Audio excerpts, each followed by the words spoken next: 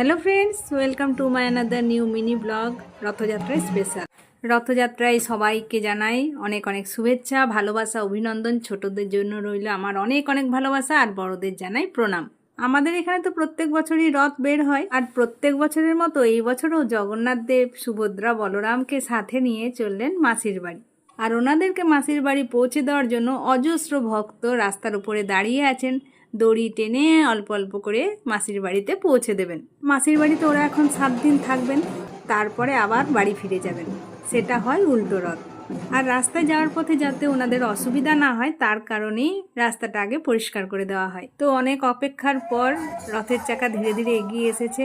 চলুন দড়ি ধরে একটু এগিয়ে দিই, আর সবাই মিলে একসাথে বলি জয় জগন্নাথের জয়। আজকের মতো তাহলে এই পর্যন্তই। আবার ফিরে আসবো নতুন কিছু নিয়ে। এইরকম মিনি ব্লগ দেখতে গেলে চ্যানেলটাকে সাবস্ক্রাইব করে দিয়ে আমার পাশে থাকবেন। টাটা।